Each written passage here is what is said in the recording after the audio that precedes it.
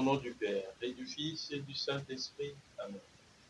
Tu aimeras le Seigneur ton Dieu de tout ton cœur, de toute ton âme, de tout ton esprit, de toute ta force. Tu aimeras ton prochain comme toi-même. Évangile de Jésus-Christ selon saint Marc. En ce temps-là, un scribe s'avança vers Jésus pour lui demander quel est le premier de tous les commandements. Jésus lui fit cette réponse. Voici le premier. Écoute Israël, le Seigneur notre Dieu est l'unique Seigneur. Tu aimeras le Seigneur ton Dieu de tout ton cœur, de toute ton âme, de tout ton esprit et de toute ta force. Et voici le second. Tu aimeras ton prochain comme toi-même. Il n'y a pas de commandement plus grand que cela. Le scribe reprit. Fort bien, mais tu as dit vrai. Dieu est l'unique et il n'y en a pas d'autre que lui. L'aimer de tout son cœur, de toute son intelligence, de toute sa force, et aimer son prochain comme soi-même vaut mieux que toute offrande d'holocauste et de sacrifice.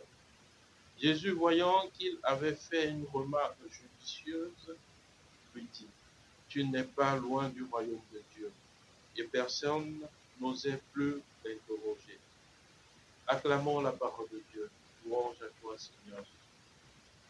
Bien-aimé de Dieu, paix et joie en ce vendredi de la 3e semaine du temps de carême, nous continuons de méditer sur l'écoute de la parole, l'écoute de la voix de Dieu. Hier, l'Évangile revenait dessus. Et aujourd'hui, un scribe vient interroger Jésus en lui demandant quel est le premier commandement de tous ces commandements.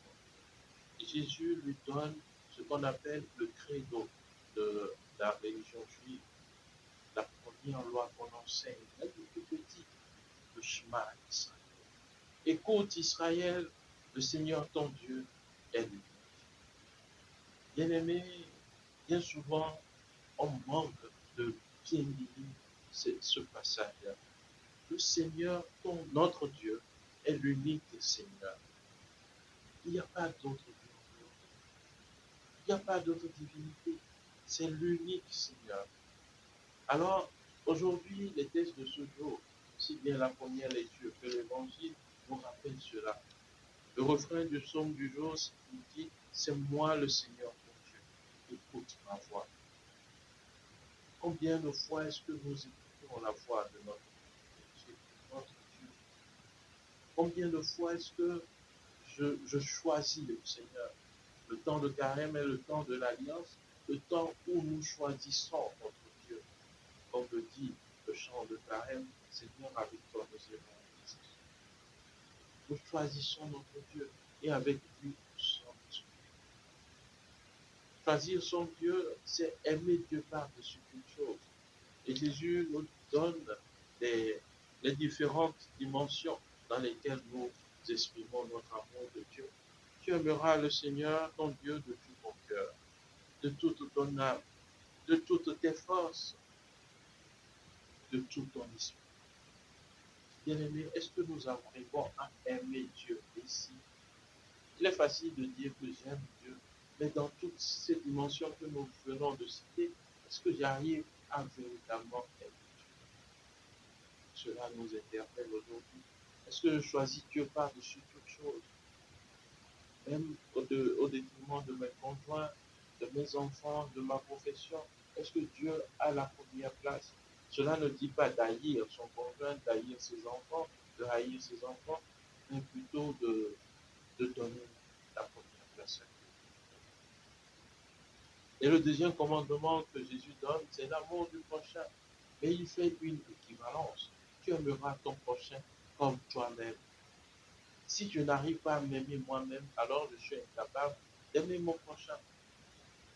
S'aimer soi-même, c'est savoir que je suis fils de la lumière, me comporter comme héritier du royaume, de me donner du prix, savoir quelle place j'ai auprès de Dieu.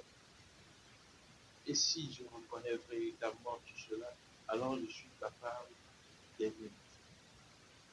Bien aimer, l'amour de Dieu, l'amour du prochain, l'amour de soi-même valent mieux que tous les sacrifices et tous les offrandes de l'Holocauste. C'est cela finalement compris ce scribe-là. Si nous n'arrivons pas à aimer Dieu, alors nos prières ne seront pas acceptées. Alors à quoi serviraient nos sacrifices si nous n'aimons pas Dieu, si nous n'aimons pas nos frères et sœurs humains, si nous ne nous aimons pas? Bien aimé, que cet évangile nous aide à véritablement comprendre ce qu'est l'amour. Demandons à l'Esprit Saint, qui est l'amour véritable entre le Père et le Fils, de nous aider à mieux comprendre les différentes dimensions, de mieux nous aider à vivre ces deux commandements relatifs à l'amour de Dieu et à l'amour de Dieu Tout-Puissant nous aide. Amen. Prions le Seigneur. Regarde favorablement, Seigneur, tes fidèles qui implorent ta miséricorde. Et comme ils mettent leur confiance en ta tendresse, puisse-t-il répandre en tout lieu les dons de ta charité par le Christ notre Seigneur. Amen. Et que Dieu Tout-Puissant vous bénisse, le Père, et le Fils et le Saint-Esprit. Excellente journée de prière et de travail.